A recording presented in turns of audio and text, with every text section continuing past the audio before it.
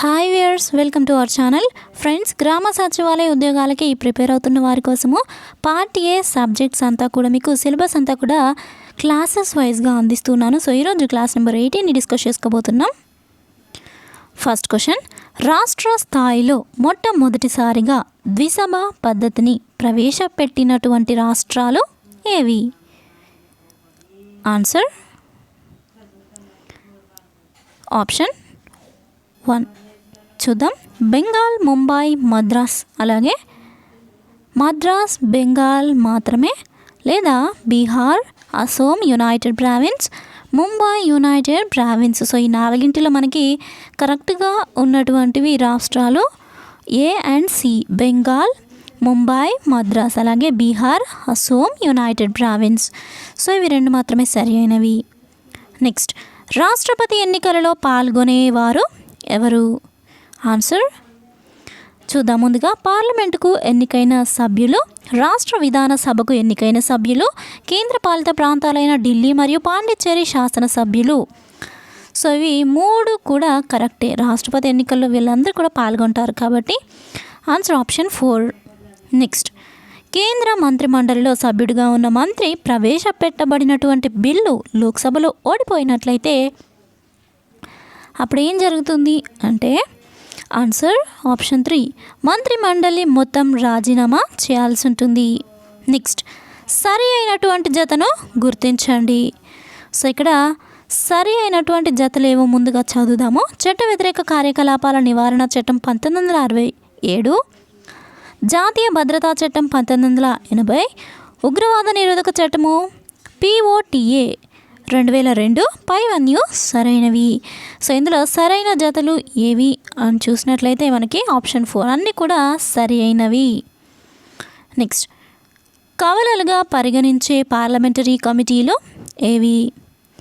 Answer option 1, ప్రభుత్వ ఖాతాల సంఘం మరియు అంచనాల సంఘము. నెక్స్ట్, మొదటి రాజ్యాంగ సవరణకు సంబంధించి క్రింది వాటిలో సరికాని అంశము ఏది? ఆన్సర్ ఆప్షన్ 3, లోక్సభ స్థానాలను పరిమితం చేయడము. నెక్స్ట్, ప్రాథమిక హక్కులలాగే ప్రాథమిక విధులు కూడా ముఖ్యమైనవి అని దేశ అత్యున్నత న్యాయస్థానం క్రింది ఏ కేసులో తీర్పు చెప్పింది? ఆన్సర్ రామ్ ప్రసాద్ వర్సెస్ భారత ప్రభుత్వం కేసులో తీర్పు చెప్పింది. ఈ క్రింది వాటిని జతపరచండి. చూద్దాం. ముందుగా అధికరణ 371 అంటే మిజోరాం, అలాగే అధికరణ 371B. సో ఇక్కడ అధికరణ 371A ఇచ్చాడు అంటే ఇది మిజోరాంకి సంబంధించింది. నెక్స్ట్ అధికరణ 371B అంటే మణిపూర్కి సంబంధించింది. నెక్స్ట్ అధికరణ 371C అంటే అస్సాం, అలాగే అధికరణ 371F అంటే ఇది వచ్చేసి మనకి నాగాల్యాండ్. నెక్స్ట్ అధికరణ 371G ఇది సిక్కిం. సో ఇక్కడ మనకి కరెక్ట్ మ్యాచింగ్ వచ్చేసి option 2 is the right answer. Next question, పార్లమెంట్కి సంబంధించి శూన్య గంట 0 అవర్ అనగా ఏంటి?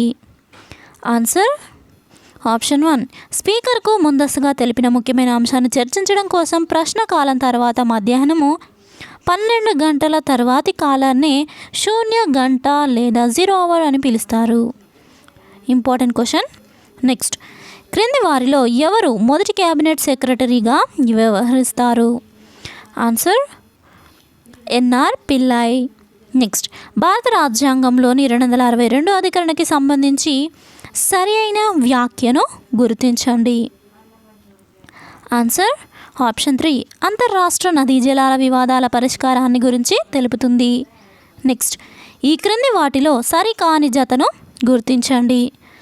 ఆన్సర్ ఆప్షన్ 4, ఏది సరైంది కాదు. అంటే ఇక్కడ మనకి రాగ్నార్ నర్క్స్ సంతులిత వృద్ధి సిద్ధాంతం ఇది కూడా సరికాదు. హర్ష్మన్ అసంతులిత వృద్ధి సిద్ధాంతం ఇది కూడా సరికాదు. ఏకే సేన్ అసంతులిత వృద్ధి సిద్ధాంతము ఇవేవి కూడా మనకి సరి కావు. కాబట్టి answer option 4 is the right answer. Next, Malthus జనాభా సిద్ధాంతం ప్రకారం ఎన్ని సంవత్సరాలకు ఒకసారి జనాభా రెట్టింపు అవుతుంది? ఆన్సర్ ఆప్షన్ 3 25 సంవత్సరాలకు. నెక్స్ట్, ఈ క్రింది జతలలో సరికాని విధంగా జతపరచబడిన దానిని గుర్తించండి. సో మనకి ముందుగా దేశీయ ఉత్పత్తి, జాతీయ ఉత్పత్తి ప్లస్ నికర విదేశీ కారక ఆదాయము. తర్వాత రెండవది నికర విదేశీ కారక ఆదాయము ఈక్వల్స్ టు జాతీయ ఉత్పత్తి మైనస్ దేశీయ ఉత్పత్తి. నెక్స్ట్ మూడవది జాతీయ ఉత్పత్తి ఈక్వల్స్ టు దేశీయ ఉత్పత్తి ప్లస్ నికర విదేశీ కారక ఆదాయము. నాలుగవది నికర విదేశీ కారక ఆదాయం ఈక్వల్స్ టు తీసుకున్న ఆదాయము మైనస్ చెల్లించే కారక ఆదాయము. సో మనకి సరి కానటువంటి దాన్ని ఈ నాలుగింటిలోకెల్లా సరి కాని జతను గుర్తించమన్నాడు. కాబట్టి కరెక్ట్గా ఆన్సర్ వచ్చేసి ఆప్షన్ 1 దేశీయ ఉత్పత్తి ఈక్వల్స్ టు జాతీయ ఉత్పత్తి ప్లస్ నికర విదేశీ కారక ఆదాయం అనేది ఇక్కడ మనకి సరి కానటువంటిది. So answer option 1. నెక్స్ట్, ఉత్పత్తి మదింపు పద్ధతిలో చేర్చబడని అంశము ఏది? ఆన్సర్ ఆప్షన్ 4 1 మరియు 2 అంటే పాత ఇల్లు అలాగే గృహిణి సేవ. నెక్స్ట్, కేంద్ర గణాంక సంస్థ నేటి వరకు తీసుకున్న ఆధార సంవత్సరాలకు సంబంధించి సరి కానిది ఏది? ఆన్సర్ ఆప్షన్ 4 ఏది సరి అయినది కాదు. నెక్స్ట్, జిఎస్టీ అమలులోకి రావడానికి ఉద్దేశించిన వివరణలలో సరి కానిది ఏది?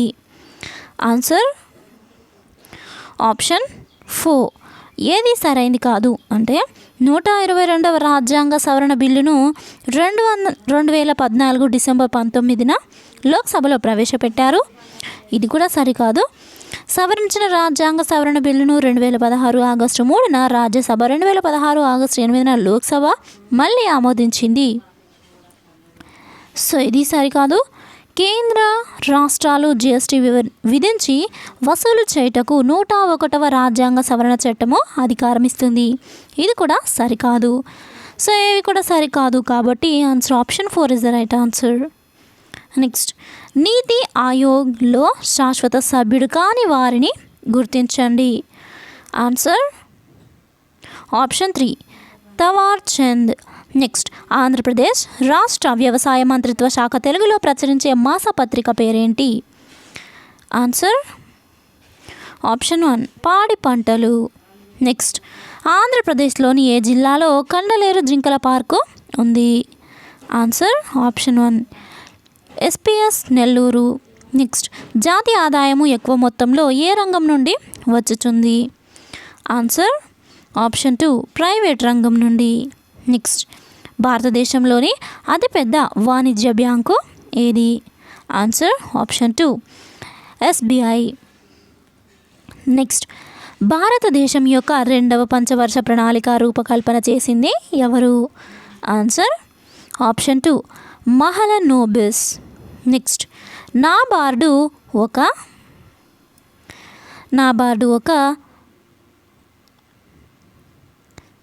రిజర్వ్ బ్యాంకు అనుబంధ సంస్థ.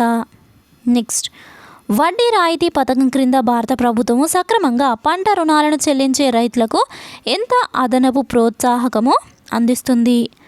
ఆన్సర్ 3%. నెక్స్ట్, వైద్య విద్యార్థులలో సామాజిక స్పృహ పెంచడం కోసం రూపొందించినటువంటి పథకము ఏది? ఆన్సర్ స్వాస్థ్య విద్యా వాహిని. నెక్స్ట్, కుల వ్యవస్థ నిర్మూలనకు ఆర్థిక సాంస్కృతిక సమానత్వం కల్పించాలని సూచించిన వారు ఎవరు? ఆన్సర్ ఆప్షన్ 2 శ్రీమతి ఐరావతి ఖార్వే. నెక్స్ట్, భారతదేశంలో కులాంతర వివాహాన్ని అంగీకరించినటువంటి చట్టము ఏది? Answer option 2 gains of learning చట్టం 1930. నెక్స్ట్, హిందూ వారసత్వ చట్టాన్ని ఆమోదించిన సంవత్సరము ఏది?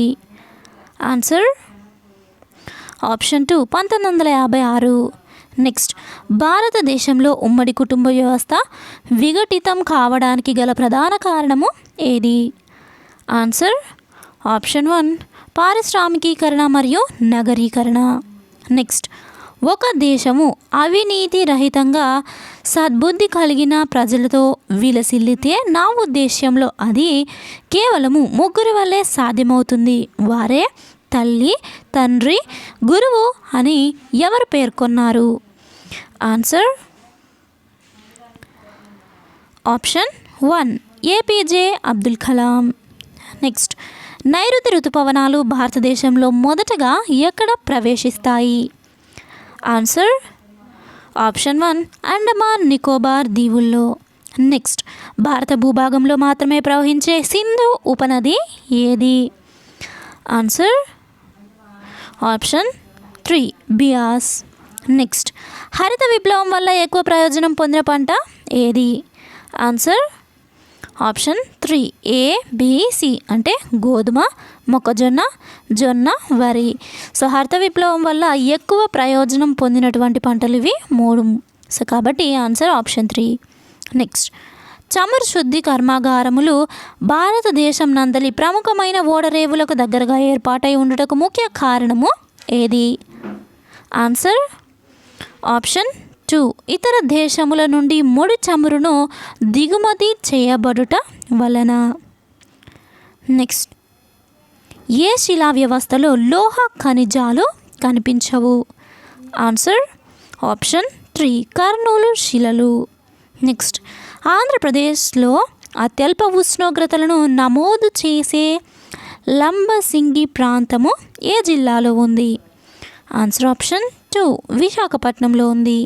నెక్స్ట్, ఆంధ్రప్రదేశ్లో గల మృత్తికలలో అతి తక్కువ సారవంతమైన మృత్తికలు ఏవి? ఆన్సర్ ఆప్షన్ 1 లాటరైట్ మృత్తికలు. ఫ్రెండ్స్, చూసారు కదా, ఈ క్లాస్ మీకు నచ్చినట్లయితే తప్పకుండా ఒక లైక్ అయితే చేయండి. ఎవరైతే ఈ క్లాసెస్ చూస్తున్నారో మీకు పీడిఎఫ్స్ కావాలనుకున్నట్లయితే డిస్క్రిప్షన్లో లింక్ ప్రొవైడ్ చేశాను. దాన్ని క్లిక్ చేస్తే మీ మొబైల్లోనే ఫ్రీగా ఈ యొక్క పీడిఎఫ్స్ అనేవి డౌన్లోడ్ చేసుకోవచ్చు. అలాగే ఇంకా మన ఛానల్ని సబ్స్క్రైబ్ చేసుకోకుండా చూస్తున్నట్లయితే తప్పకుండా సబ్స్క్రైబ్ చేసుకొని డైలీ ఫాలో అవుతుండండి. మీరు మాత్రమే ఈ క్లాసెస్ యూజ్ చేసుకుంటే సరిపోదు కదా, పూర్ స్టూడెంట్స్కి మీ ఫ్రెండ్స్కి కానీ కొలీగ్స్ కానివ్వండి, తప్పకుండా షేర్ చేసి వారిని మన ఛానల్కి ఇన్వైట్ చేయండి. Thank you friends, thanks for watching. Have nice day. Bye.